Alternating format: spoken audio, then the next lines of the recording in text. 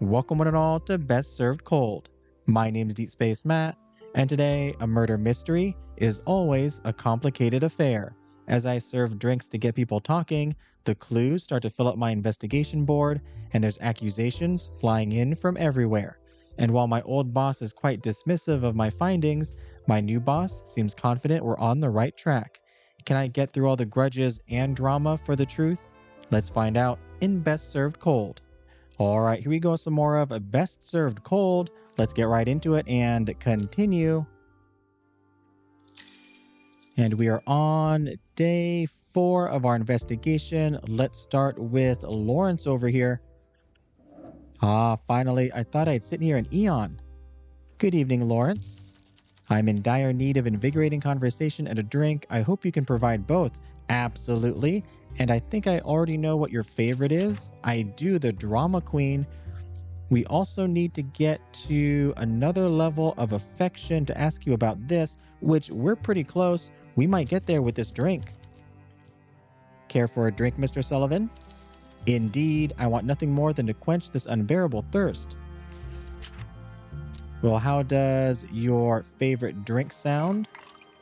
If I can mix it perfectly, there we go.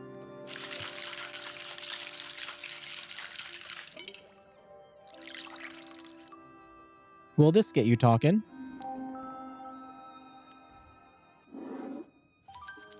This drink is audaciously good. I see how you make a living off these. Oh, and we did get to the next level. Excellent. I can now ask you, what was working with Olivia and Stavros like? If I can be frank with you, my friend, very much like trying to mix oil with water. As I'm a veteran in this wonderful industry, I've seen my fair share of clashing egos and divas storming off in a huff. These experiences pale in comparison to what was going on between Stavros and Olivia. They managed to keep things somewhat civil, in my presence at least. It was always very tense though. If Efia is to be believed, however, new clue, backstage fight, she heard both leads in a shouting match spouting colorful profanity at each other not too long ago. Don't look into this too much, dear friend. It is all quite common in the industry. I'd be more unnerved if there wasn't any backstage drama. All right, thank you, Lawrence. Okay, we have 3 more actions. I have 3 options here, or I could go to the clues. You know what? Let's get rid of these down here. Tell me about Dalliance. Dalliance was the culmination of my life's work, my magnum opus. I worked for years, selecting scripts, assembling my perfect cast, and securing the funding and support I needed to craft my masterpiece. So now it's over, will you retire? Bah, of course not. Because of the accident, it did not have a full run, and I'm on sabbatical. I need time to regroup and regain my equilibrium. My creative juices need to percolate once more, preferably in schnapps or absinthe. Announcing anything as final will have the masses rush to the booths to purchase tickets. I was there when Lawrence Sullivan IV's final work premiered. So it's a marketing trick or that's genius. I feel like he would like it if I said that's genius. Oh, he did. I'm glad you think so, and even better, when I eventually announce my comeback, the effect doubles. After all these years, he's back. I simply must see it. Don't get me wrong. Dalliance isn't like any other play I've produced in the past. It is a celebration of what led me here in the first place. Elaborate? Gladly. My first ever credited production in the world of opera was known as Crossing. You know all about it, of course. Yeah, sure. I'm gonna pretend like I do. Absolutely. Oh, he liked that as well. When planning Dalliance, it was imperative to me that I reassemble as much of the original cast of Crossing as possible. Found a clue, callback. As such, I went out of my way to recruit both Olivia Carmine and Stavros Stone, who played the leads of Crossing at the time. I was also very lucky to pick up Efia De Vos again, an integral part of the team. I see. Wait, Efia? Oh yes, does that surprise you? She does look quite young for her age, doesn't she? My plan came together quite wonderfully, the beginning and the end, Alpha and Omega. Or, well, I suppose it was a wonderful plan until the tragedy struck Stavros. I see. So Dalliance was to be your swan song. Indeed, it was a wonderful play about tragedy and melancholy, a tour de force through the history of Tsarin society, with Olivia Carmine and Stavros Stone back where they should be, top billing.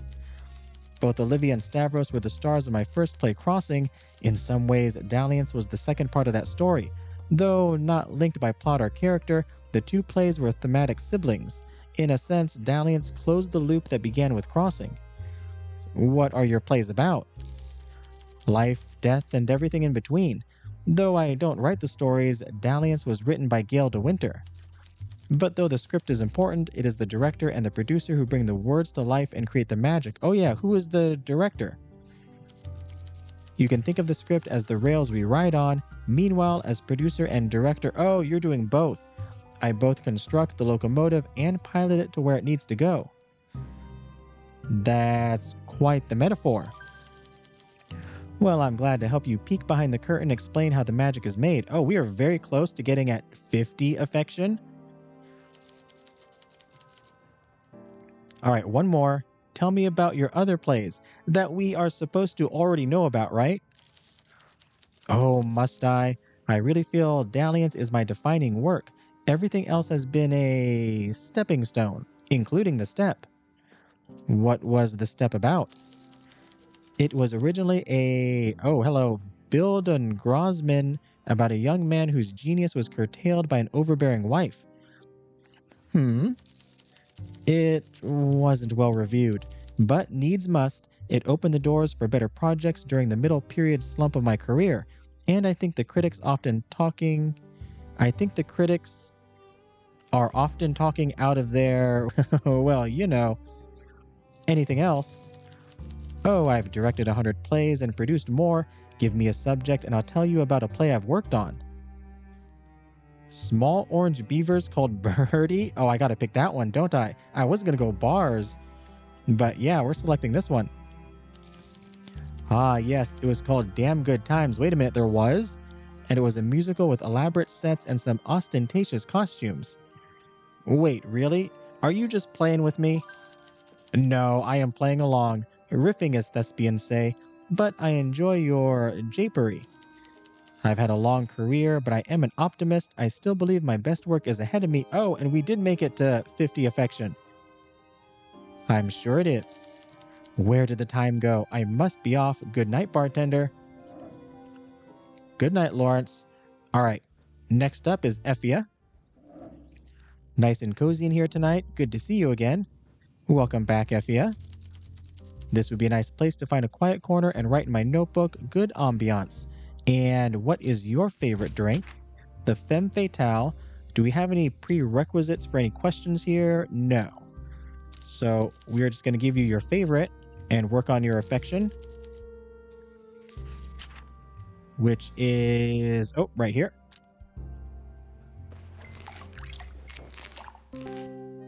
There we go.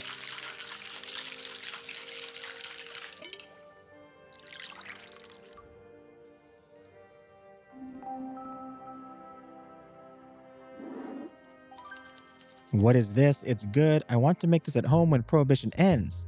I've made it for you before. And we've asked you everything here, so we're just going straight to the clues. I have to ask you about a backstage fight that you overheard.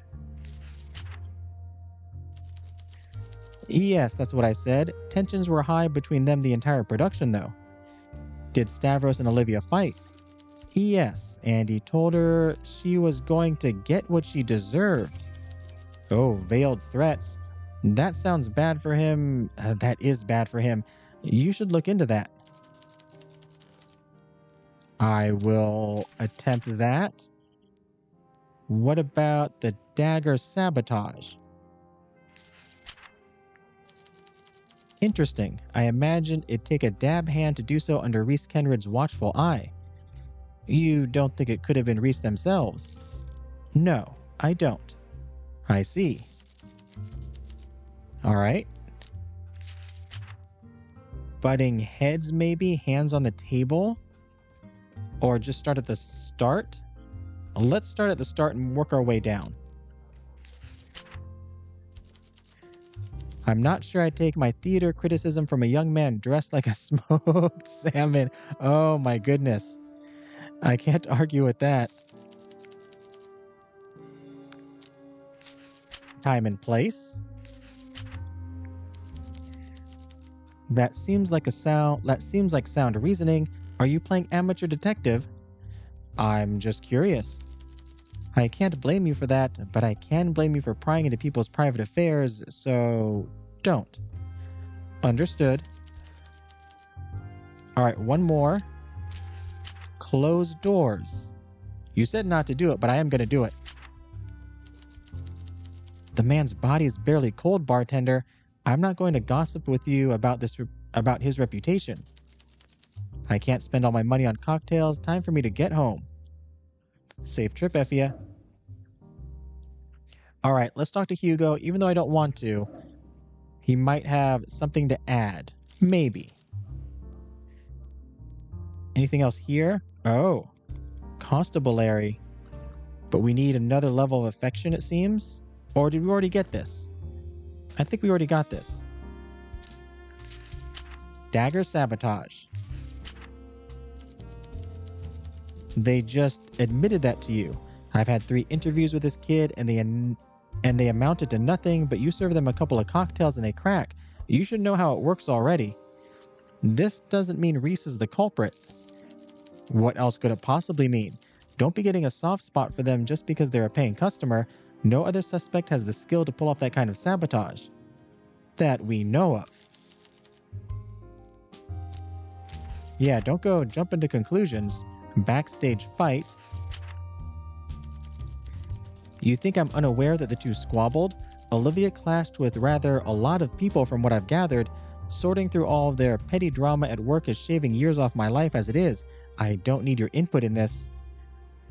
But the one Efia mentioned sounds serious.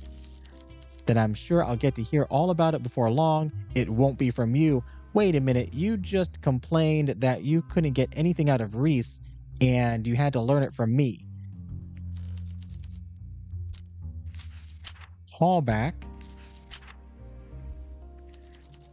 I think we've established by now that the mind of Lawrence Sullivan IV works in mysterious, nigh inscrutable ways. Sure, it's odd that he decided to bring back a simple stagehand, but so is everything else he does. Yeah, it is odd. What does she have to do with it? And she's very tight-lipped as well. Veiled threats. What does it matter what he said? You're not trying to insinuate he was gutted like a fish on stage for being abrasive, are you? What if Stavros was actually planning something? Well, clearly it didn't amount to anything, or else there would be a different body on the slab at the morgue, no? Unless someone else acted first. Yeah, you just don't want to hear anything, do you? Well, you know what? You can hear about how you should get away from my bar. All right, let's talk to someone who actually wants to hear what we have to say. Good evening. I have some new information to share with you. Dagger sabotage. Well, I understand now why Reece was less than forthcoming about this piece of information. It does rather put a target on them, doesn't it? You think only Reece could have done it? No, love. It'd be foolish to make that assumption, like somebody else. Actors aren't known for their technical skills, so much is true, but Olivia was certainly familiar with the prop, and who knows, any one of our suspects may have hidden skills we're not yet aware of. Start digging. Backstage fight. A serious fight, And that could be very damning indeed. You'd better get to the bottom of this. We need to find out what it was about. If I could talk to Olivia, but she hasn't shown up yet. Call back. There's certainly something to be said for coming full circle in one's career. I'll admit, I'm rather surprised to see Efia De Vos on that list, though. Why would a mere stagehand have been of such crucial importance?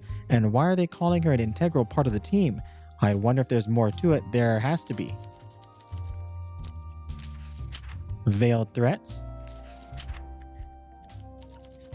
He threatened her.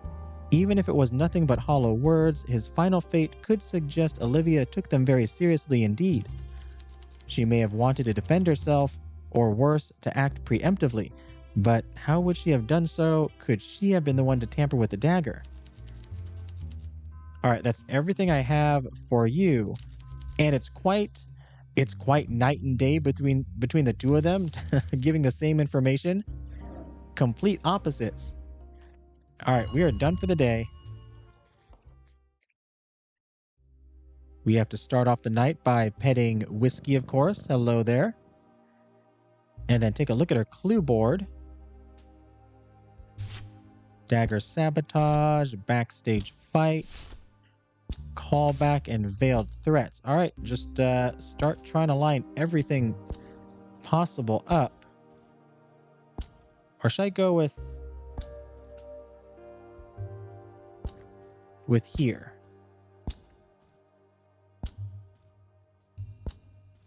And just go from the new ones.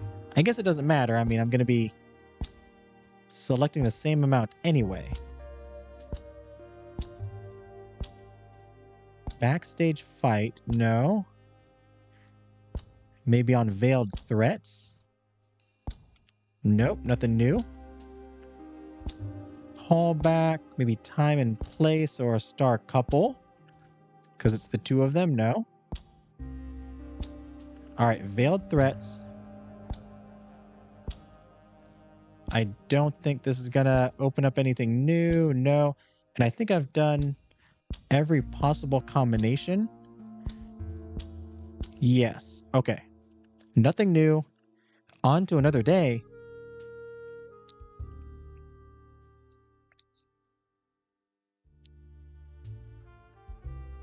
Friday the 5th. Who's here today? Oh, a lot of people. Oh, hello, and somebody new, a new character, elegant office worker. A prim-looking woman takes a seat. She looks around the bar with keen interest, taking in every detail. Hello, what can I get you? Oh, just wait until she's done. After a few more seconds, her eyes go over all the neatly stacked bottles behind you, before finally her gaze meets yours. The inquisitive look changes to a polite, slightly embarrassed smile. Sorry, I've never been to an illegal bar before. Wow, everything looks so different from what I expected. What exactly were you expecting? The articles I've read on alcohol consumption in Bukovi mostly mention seaside pubs filled with salty sailors drinking foaming ale, and fancy hotel bars serving cocktails to aristocrats. We're somewhere in the middle, I would say. Sorry we couldn't meet your expectations. We're aiming for something more refined. There we go. I can definitely tell the decor, ambiance, and style all seem carefully selected to ensure a feeling of class, while remaining subtle enough to make everyone feel welcome. A bit formal there, but that sounds good. Oh, you like that? Thank you. I've always found it hard to sound natural when I speak. Lots of facts and too much information. That's why my job is kind of perfect for me, though. It's all information all the time. The polite smile remains, but the girl's eyes twinkle mischievously as she waits for realization to dawn on you. Ilya. Oh, you're Ilya. You are the one who is on the other end of the machine back here. What was that called? The stack? Ilya? Ha, I told you I would come visit. I was curious and wanted to see who had been using the stack at this place. And of course, I never had a proper cocktail before, so I'm quite excited to try one. You never had a cocktail? No, just ask, what would you like to try? Gosh, I'm not quite sure what to order. What sort of flavors do you usually enjoy? I find sweet things very comforting. I'm not sure yet how well I can tolerate alcohol, though. Is that helpful? Very. All right, so something sweet. You place a glass in front of Ilya while she tries to remain composed. Her eyes sparkle with a hint of excitement. Ready for your first drink? Please go easy on me, as they say. Sure thing. All right, we do have one here. This one night stand that has passion fruit in it. A lot of passion fruit, but it's at a 6, which might be a bit much. Dry War is at 4, but that does not seem like one she would like. Coffee, Coconut cream at 1%. That's the lowest. Mint punch. Don't we have something with sugar in it? Oh, here. Sugar syrup. Maybe we go with that one. It's 3%.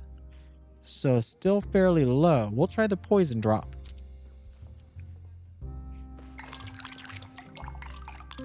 There we go. And so far, I have not had a person that disliked a drink I gave them. Fingers crossed. Excellent. Oh, this is wonderful. I can't believe I used to be a non-drinker right up until this moment. It's not often I have the opportunity to explore places like this in the evening. I could get used to this. Who is currently operating the S.T.A.C now? I encourage you to find that out. First-hand resources and personal experience are so much less subjective than discussions over alcohol. And this was all very nice. I look forward to our future conversations, either on the S.T.A.C or in person. I don't get out much, obviously, but I'm gonna come back eventually. Is this your favorite drink? Oh, it is one of your favorite drinks. Oh, for someone who has not had alcohol before, you already are gonna have 3 favorites. Bye-bye, Ilya. Are you gonna be seating here? No, you're not. Okay. Let's go to the S.T.A.C. See who's there. Welcome to the S.T.A.C. Oh, we got new stuff as well. Let's take this first. Lawrence Sullivan IV. Registered. Lawrence Sullivan IV, born 1860, is the son of Celine Sullivan and Jensen Sullivan II, and is the current patriarch of the notable Sullivan family. Lawrence Sullivan IV was named in honor of his great-grandfather Lawrence Sullivan III, known for his bravery during the coup against Emperor Leopold the Bold. With the recent changes in the political and economic climate of Zara, the family's influence has diminished significantly, and Sullivans can be found working in finance, the arts, and even commerce. Mr. Sullivan held no interest in pursuing a political career, opting instead to pursue his passion for the performing arts. Thanks to a series of connections within the industry, his first opera made its debut in 1918, titled Crossing. Lawrence took a risk hiring a diverse, yet still inexperienced cast.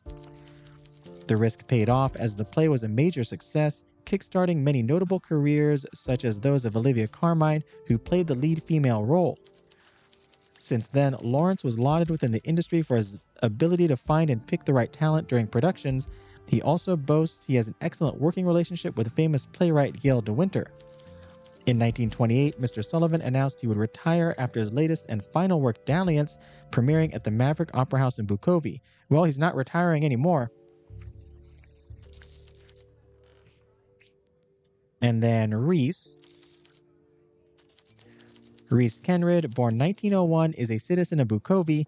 They're listed as an employee at the Maverick Opera House, fulfilling the role of prop master, also not an employee anymore. During their 2 years of employment at the Maverick, they were credited for their role in a variety of plays, though not much else is known about them. The last entry is for the premiere of Dalliance. And then Efia De Vos, born 1898, is a citizen of Bukovy who emigrated to Zara at a young age. She is credited working as a stagehand and as an actor. Oh, notebook updated. Her first credit was in 1918, where she acted in Crossing. Oh, she was also an actor in Crossing. More recently, in 1928, she appeared as a stagehand during the premiere of Dalliance. No further information is available. All right, and I guess we ask how Ilya is, or ask whoever is there. Good. Oh, wait a minute. She's there now? Wow, she really ran back to work.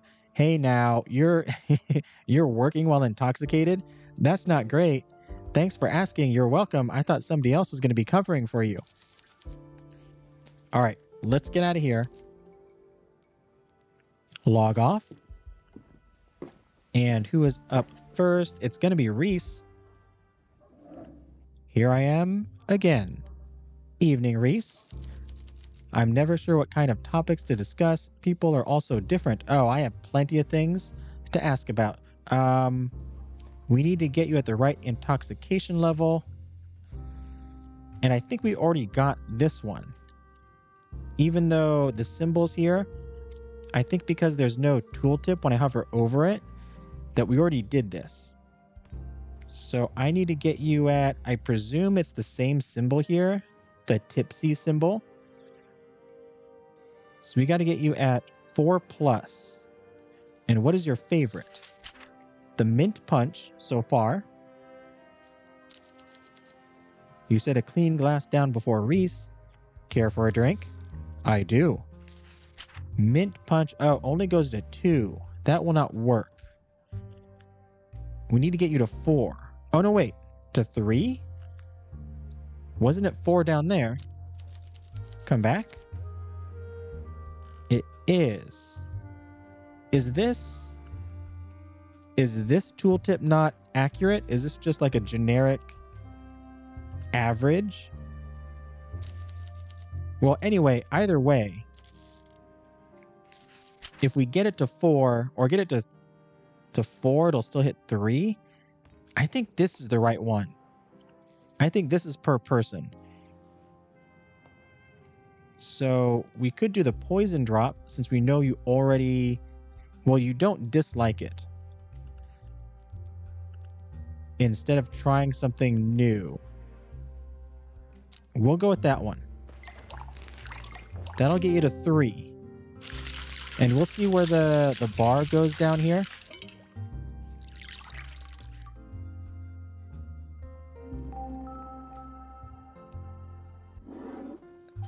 There we go.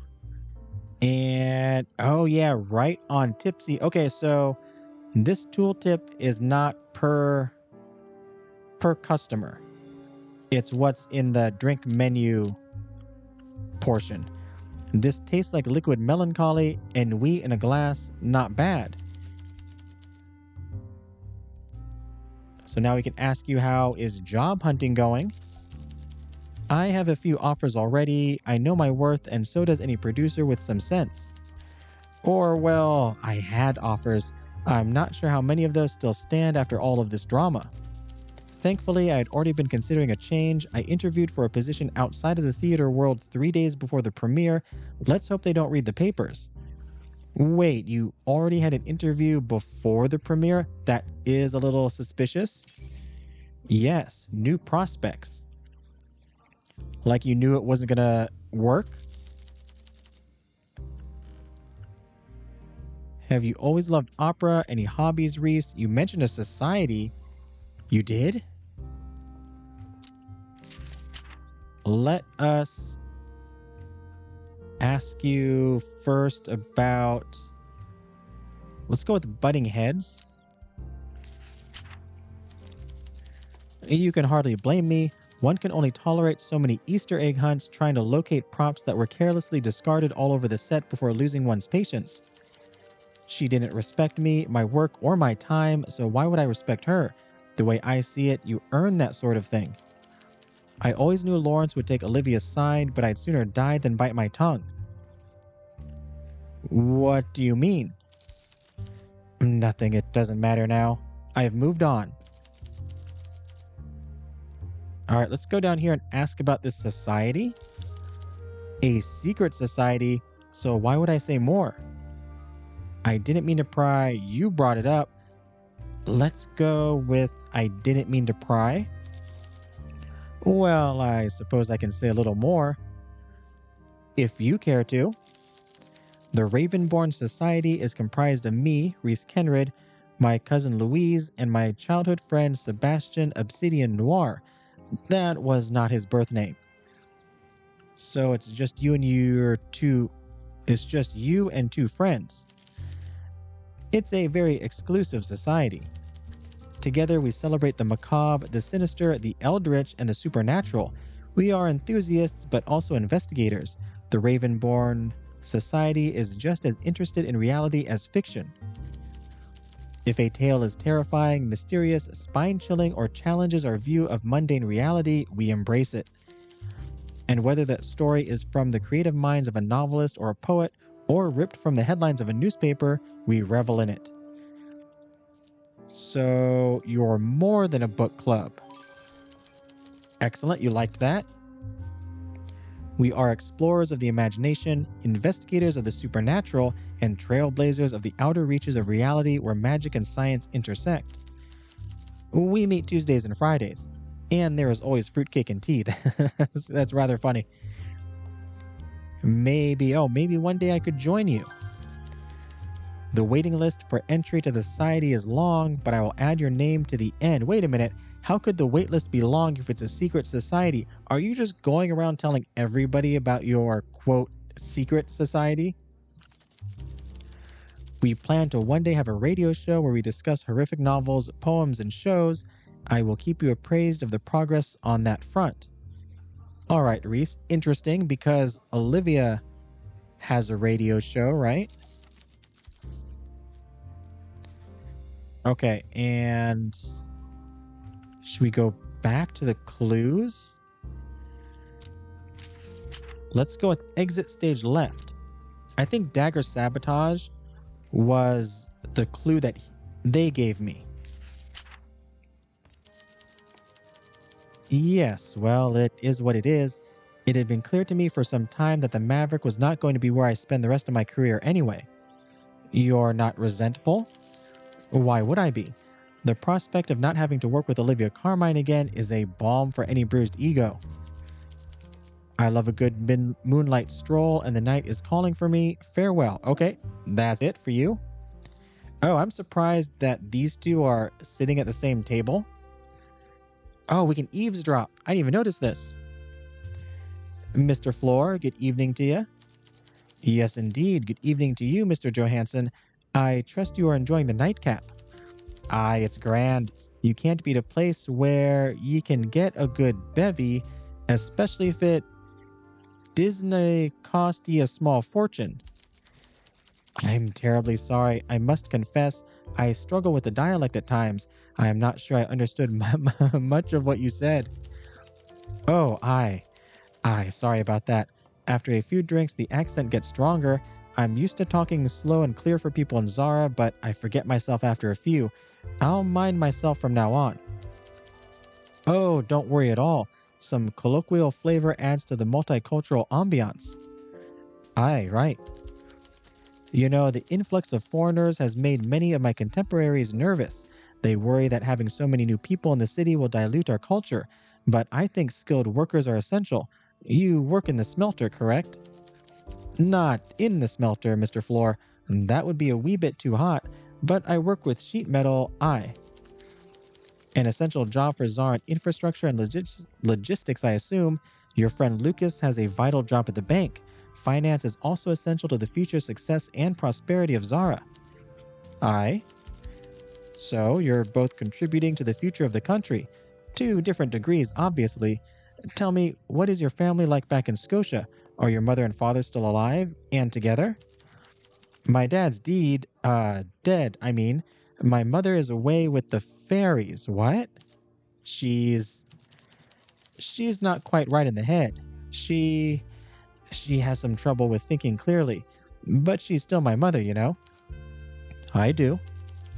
Look, Mr. Floare, I can see you are wary of me.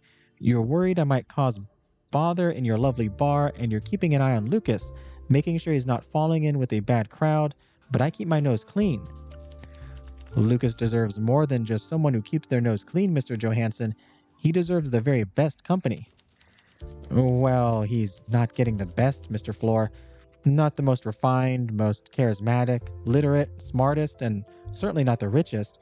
But with me, he has the most loyal, honest, gentle, and I don't know what else to say. No need to say anything more, Mr. Johannson. I will take you at your word and keep my eye on you to make sure you live up to it.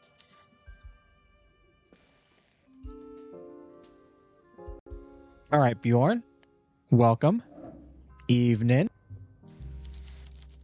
What would you like? I think I know your favorite. Oh, do I need to get you to a certain level? I do. This is the drunk level. Anything else down here? No. Your favorite is the night count and evening prayer. But I might have to give you something different to get you between 6 and 7. Evening prayer is only 5. Night count, is no longer on the menu. So this is gin, vodka, white wine, and lemon. Well, one night stand has lime in it. It's another citrus. Drama queen, I don't think that'll be right. Royal flush is too strong, so I guess we go one night stand.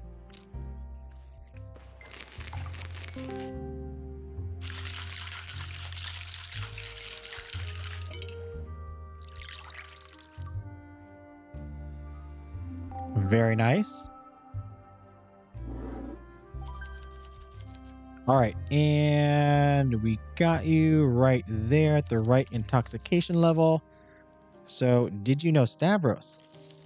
I knew him. Don't know anything about what happened on stage, though. What's he like?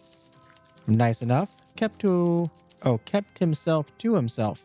His intricate work on those little metal latches he made in the workshop was very fiddly, not like me with my mallet banging sheet metal.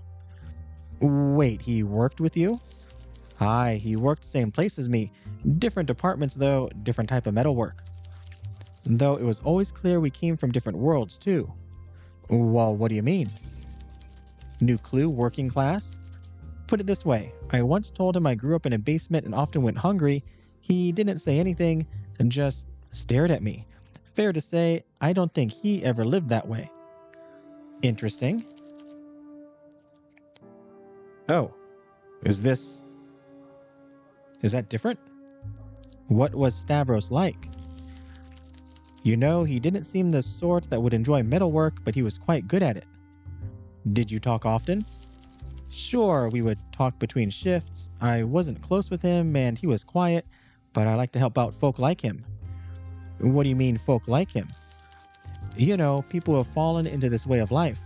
We're not all born to be grafters. Some of us have to learn the craft. He was an outsider, but there's a lot of outsiders in the plant.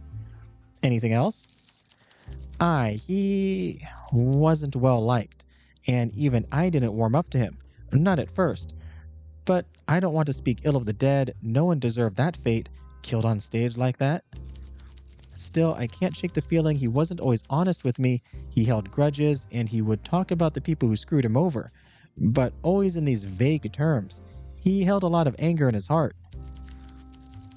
I'm not sure I want to talk about this anymore, you know. Lucas has been going on about it all night.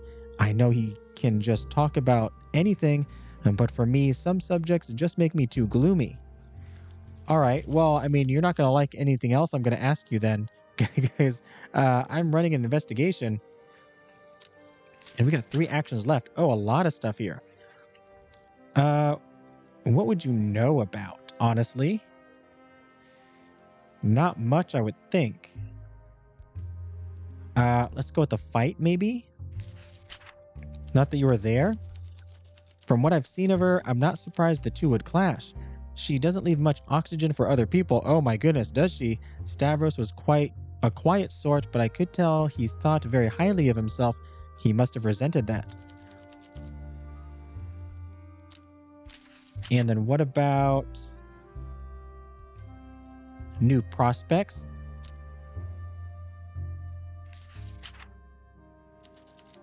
That doesn't sound like any business of mine, bartender.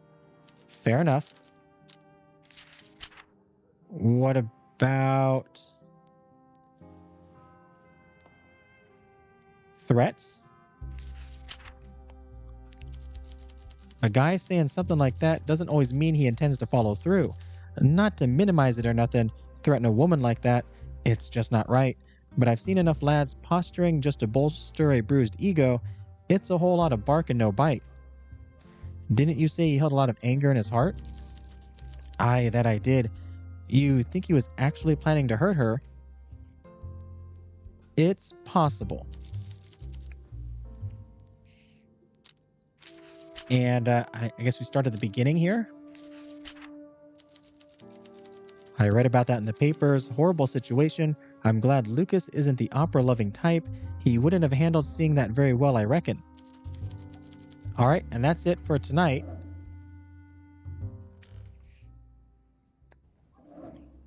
Well, we're still here. All's good, I hope. Evening, Vincent. Let me get you a drink. Nothing here. You like an Eastern Ruby and a Dry War, which I think the Dry War is the one thing we have. Yes.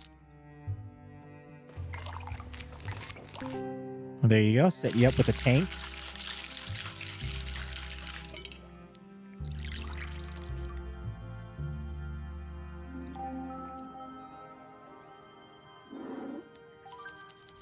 Delightful stuff, indeed.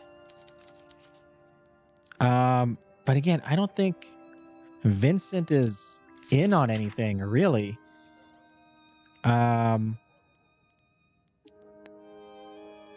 Threats? That swine, that hoodlum, how dare he? I'm glad he met his end. Oh my goodness, hold on there. Before he had the chance to act on such a vile threat. That was very lucky for her. I see where you're going with this. Leave Miss Carmine alone. Hasn't she gone through enough? And let's go dagger sabotage. It is the one item we have here under evidence.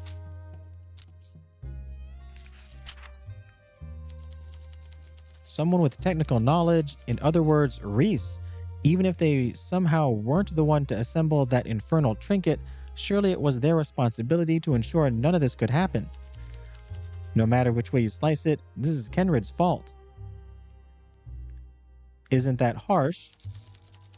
They've done nothing to deserve my charity, and they're certainly not going to earn it by glowering at me from across the bar either. I think that's just their face. All right, did you know about him working on metal? Interesting. A thespian and a metal worker.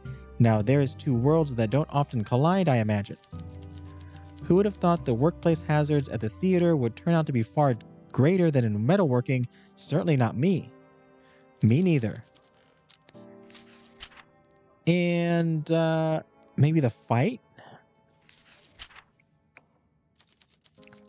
If you ask me, Miss Carmine was a saint for putting up with a common bore like that for the sake of her art.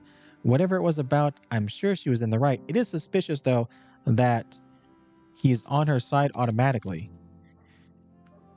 Although, like I said, I mean, he's got nothing to do with this investigation, really. Do I really want to talk to Hugo?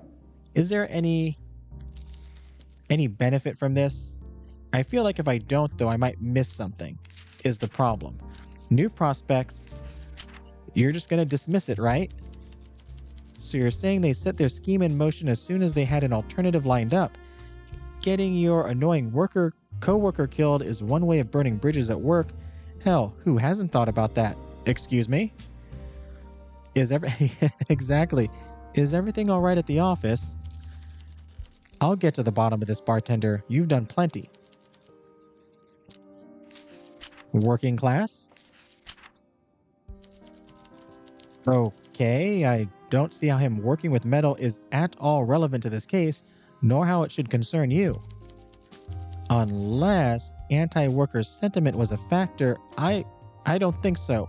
Was he involved in any past union activity? Best take a note. No, you're going down the wrong path, I think.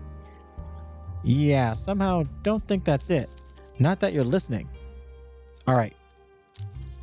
And I'll give the same information to Elena and get completely different answers. Good evening. Oh wait, can I give Hugo a drink? I didn't bother to check. New prospects. Oh, they were planning on leaving their post.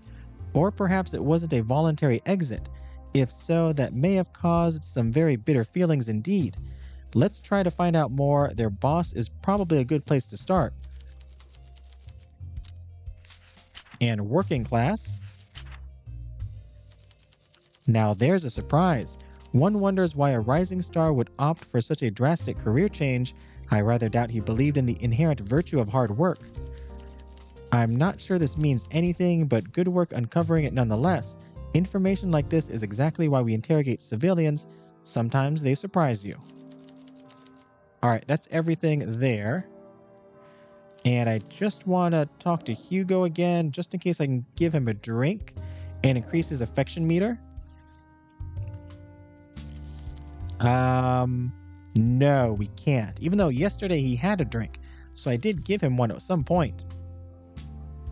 Alright, I'm getting back to work. In fact, I'm closing down the bar. Last call.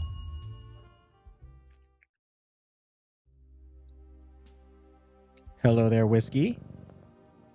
We have 2 more items, right? Yes. New prospects, working class. I feel like new prospects could line up with something. Like the butting heads. Exit stage left? No. Sabotage? Also no. And then working class. Like everybody else said, probably doesn't mean much. Oh, it does. Oh, I didn't even connect it. Okay, game, you're smarter than I am. Stavros was an experienced metalworker and was very familiar with the stage prop. If Bjorn is right, Stavros certainly could have sabotaged the dagger if he'd wanted to. Interesting. Did he sabotage it to get at Olivia? Because it was over here. Time and place. Olivia wasn't hurt when she stabbed herself during the first act with the same dagger. Suggesting the dagger was brought into play during the intermission. But he would have known, right? He would have known that he would be the next one to get stabbed with it. Unless somebody, like, changed it later or something.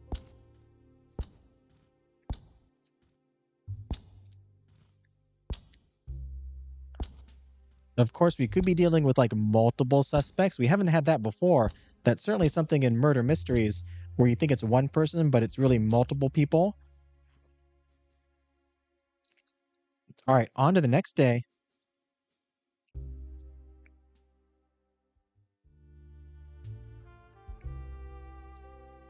Day 6. Anybody coming up? Oh, it's Olivia. She's finally here. You recognize the sound of Olivia entering before you even see her. The swish of her long coat and the light clicking of her heels fills the room. In light of recent events, you expect to see tired eyes and unkempt hair, yet Olivia is immaculate as always, her appearance radiating elegance throughout the speakeasy. Good evening to you all. I'm certain you must have missed me. Hopefully things haven't been too boring in my absence. Olivia, good to see you back. Thank you. My oh my, I can't wait to discuss this week with you over drinks. Such a harrowing experience, like one of my radio confession stories. Do you want to talk about it? I don't think I can avoid it. Shall we address the elephant in the room? I know you want to hear about what happened at the Maverick. Absolutely. Perfect. So, there I was, performing Penelope's flashback. That's the character I play in Dalliance. I could really feel it, you know? Her anger, regret, and sadness. I embraced it all as I plunged the dagger into my throat. Oh, in the first part? But the emotions that I felt were very different from Penelope. Why was that? In my excitement, I had forgotten to take a prop dagger. Oh, I had forgotten to take a prop dagger from the table. Fortunately, the goddess smiled upon me. I felt the presence of a dagger in my pocket, in the pocket of my dress. What luck. Wait a minute, what? So you forgot the dagger at the table, and you just happened to have one in your pocket. I must have left it there by accident during one of the rehearsals. Okay. I returned it during the intermission, but was unable to escape a snide remark from Reece, the props master. And in the next scene, you picked up the dagger from the table. Precisely. If not for the goddess's protection, I could have used that one on myself. I knew all those prayers would pay off one day. So it was just an accident? Olivia's smile isn't quite right. She's a talented actress who knows what she really feels right now. Or, Olivia did it on purpose, maybe. It's a shame the goddess couldn't extend the same mercy to Stavros that she showed me. What if Stavros replaced the dagger in the intent that Olivia would use it on herself, but Olivia got wind of it beforehand and purposefully swapped it with one she had from before? He is in her embrace now, I am sure of it. Well, I've rambled long enough for one evening, darling. I look forward to visiting you frequently for our regular drinks and chat. No, we gotta talk right now. I got plenty of things to ask you about. A bit of normalcy would do me good. Not when you're talking to me, because it's gonna be all about the play. Don't you agree? I'm just gonna agree with you. You'll like that, and we are over the halfway mark on affection. Well then, we'll talk again soon. Toodles. Goodbye, Olivia. Have a seat somewhere. Oh, okay, no, you're not going to have a seat. So I can talk to you later. But we can talk to Lawrence and Reece's employment. Good evening again. Was there anything here? This one we already did. So I should just give you your favorite, the drama queen. To increase affection. Starts on this side. Oh, no. Ooh, that was very close. It's stuck there.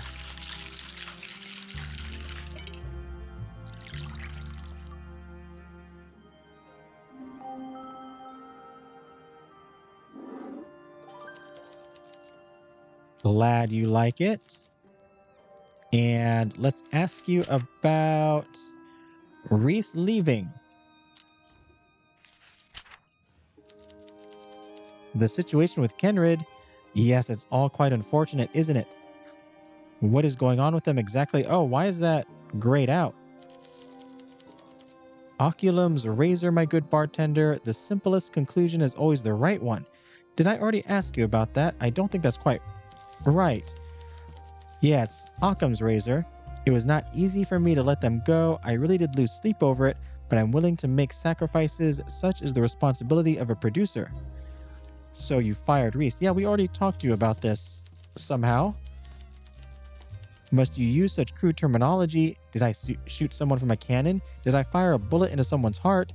No, it was a simple matter. The constant arguments between Reece and Olivia about professionalism forced my hand, I'm afraid. Dalliance relied on a core troupe of 4 creative geniuses. Reece was not part of that group. And to ensure Olivia's collaboration in the future, I could not risk anyone dispelling our magical creative chemistry, not even Reece, an otherwise skilled prop manager. They were informed that once Dalliance completed its run, they would be released from their contract. Okay, so they knew beforehand. I could not in good conscience give them a positive reference, but I wouldn't blacklist them either. A very difficult decision, but not an unusual one for a producer to make. Part of my job is to protect the talent. The labor is a big part of the show, but the talent is of the highest import. I see. Okay, strange that... Yeah, that... We already had that conversation through something else. Let's go with prop collector. She did she? Always a resourceful girl, Olivia. I'm not sure it was intentional. Oh? Well, in that case, I suppose I pay Reece to prevent these sorts of snafus, don't I? Clearly they'd been slipping up. Is it any wonder that this tragedy occurred? It's so hard to find decent staff these days. What about the sabotage to it?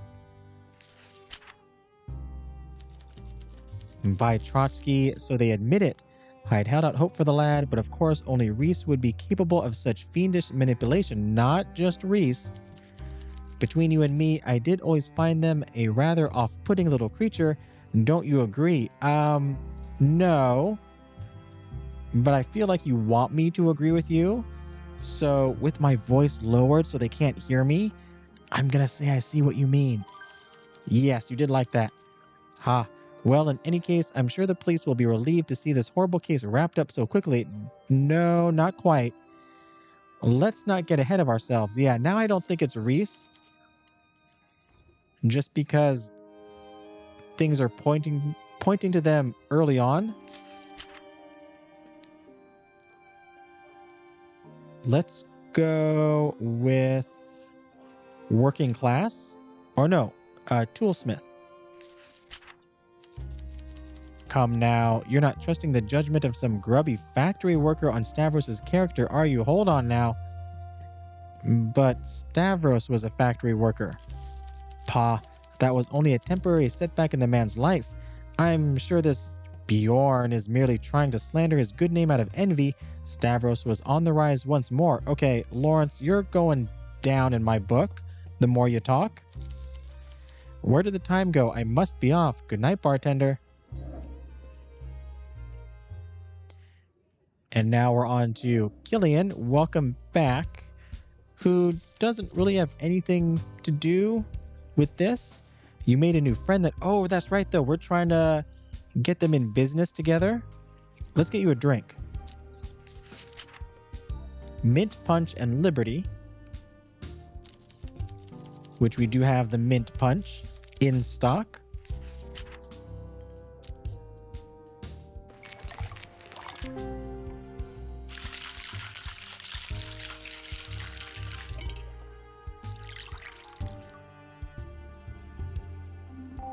There we go. Excellent.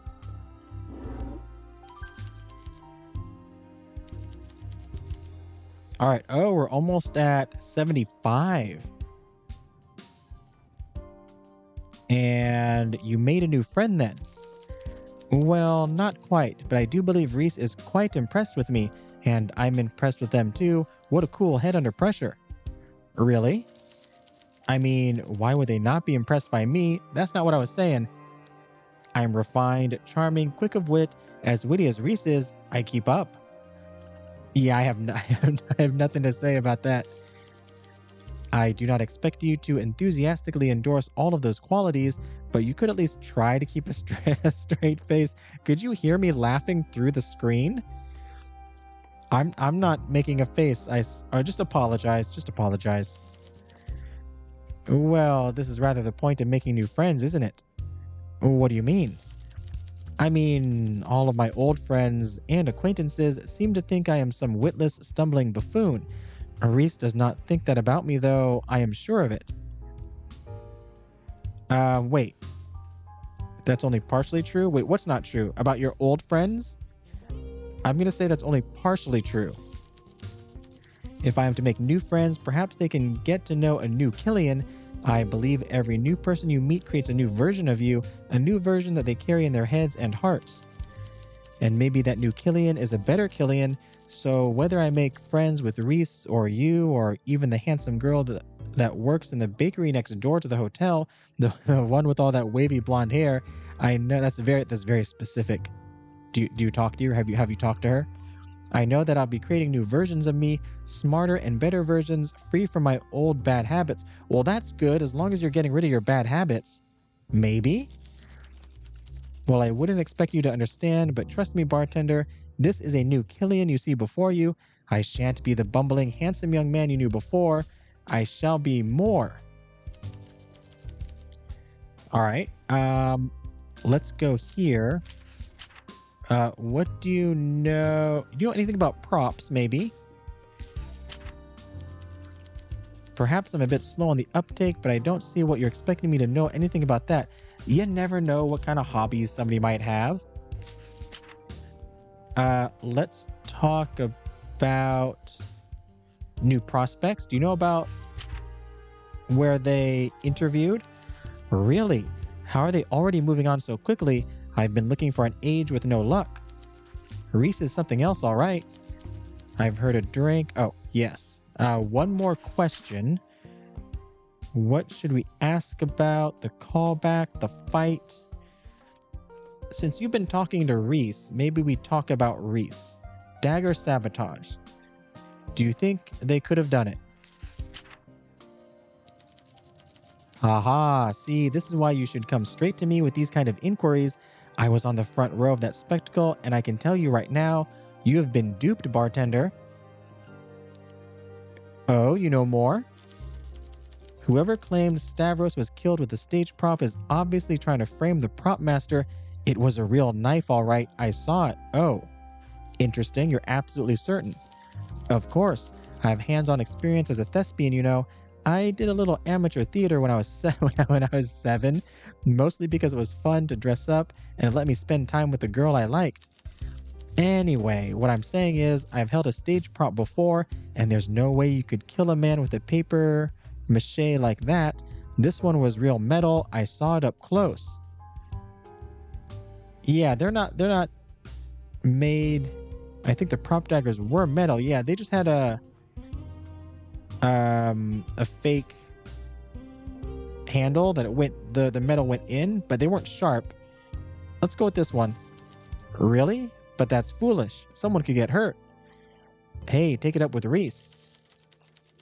Okay, I don't know if that was something or if that's not anything.